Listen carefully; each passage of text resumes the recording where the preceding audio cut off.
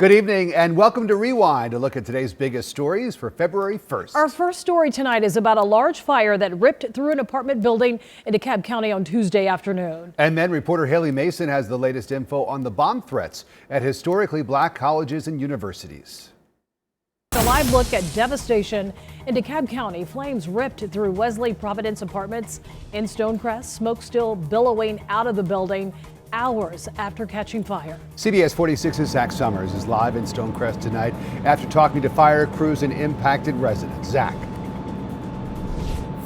Yeah, right now there's still 4 fire hoses working on this fire. You see the water spraying into the building there. We moved to the front of the building to give you a different vantage point here at the 6 o'clock hour. Again, this is the Wesley Providence Apartments in Stonecrest. DeKalb Fire, they continue to pour water on this building, and there looks to be at least 24 units that are affected. So that's 24 potential families there. Firefighters believe everyone got out, but they can't say that with certainty still because they haven't been able to go inside and check. The fire started around 2:30 this afternoon in one of the top units. It quickly spread across the roof of the building.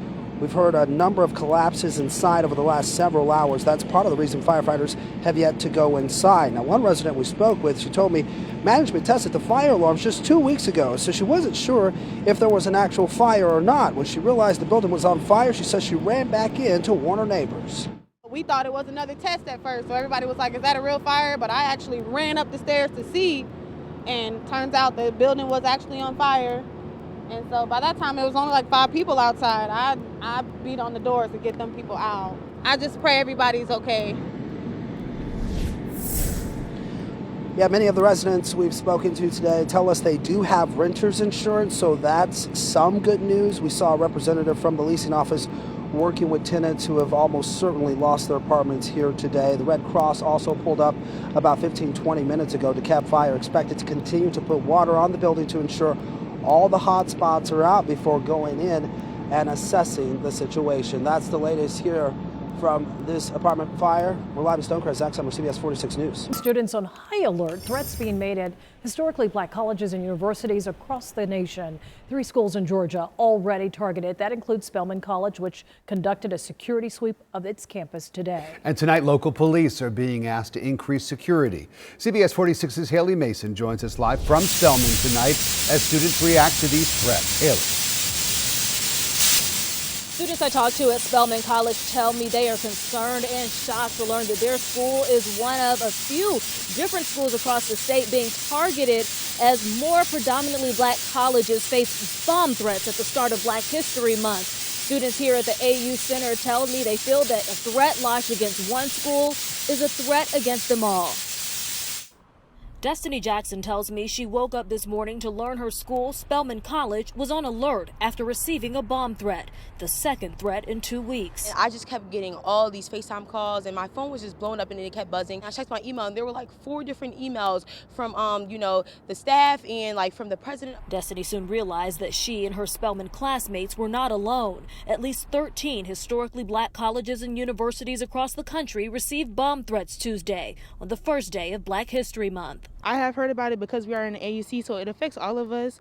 So personally, I actually feel nervous for our students. Spanning from the Deep South to the East Coast, schools like Howard University, Bowie State, Russ College, all threatened this week. Many students here telling us they learned of the latest wave of threats on social media.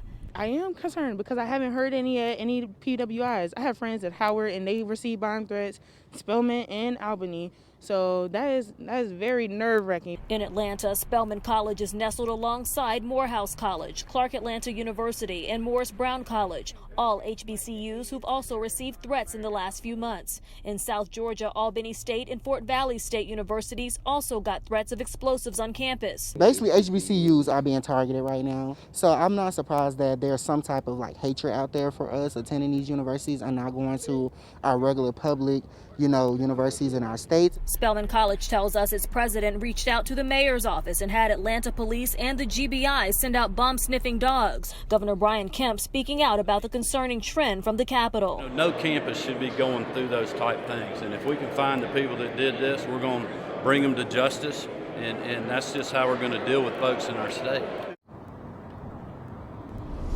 And as an act of solidarity, this flyer has been circulating on social media saying, stand #HBCU strong. We will not be intimidated. I did reach out to the FBI today, and their spokesperson tells me that they are aware of these growing threats at predominantly black schools and HBCUs. They also are working with local law enforcement to address any potential threats. Right now, though, officials not explaining where the threats are coming from and how they're being made, but so far no devices have been found. Reporting live outside of Spelman College, Haley Mason, CBS 46 News. Developing tonight, nearly every child could soon be eligible for a COVID vaccine.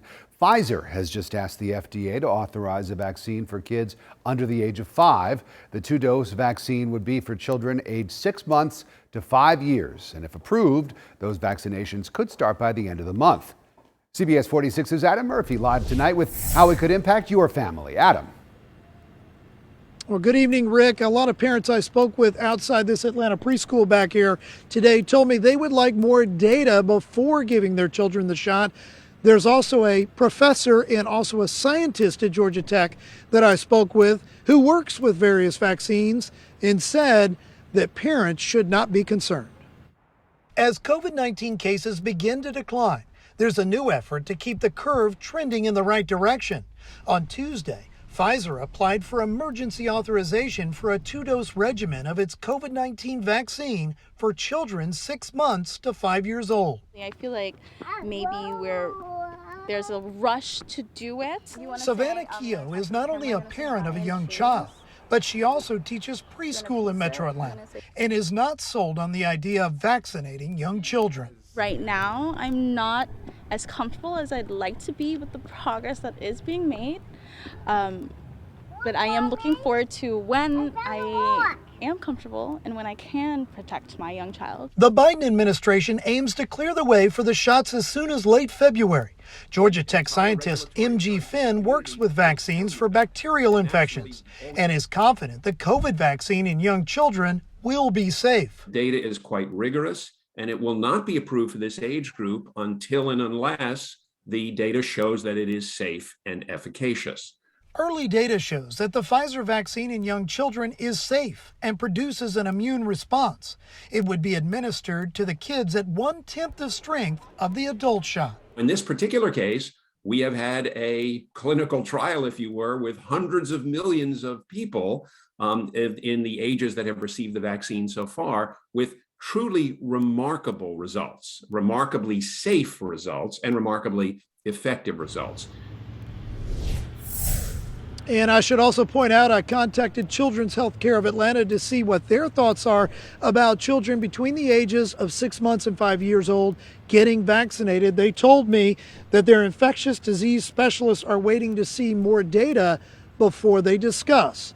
We're live tonight here in Atlanta. Adam Murphy, CBS 46 News. It's time to get together in politics and show the rest of the world just how strong we are here in Georgia. New today, former Senator David Perdue returning to the campaign trail after quarantining for COVID-19. His new tour kicked off looking to, quote, stop Stacey Abrams and save Georgia. And the tour comes as Georgia's race for governor, Perdue is running for the Republican nomination, heats up. The Republican primary is just 3 months away. CBS 46's Jamie Kennedy live at the state capitol with how the current governor is now responding. Jamie.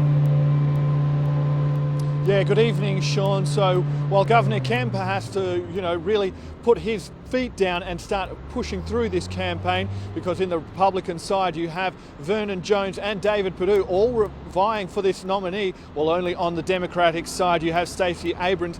And Perdue's first political campaign for the ad today, featuring the endorsement from President Trump. Political analysts say this is significant.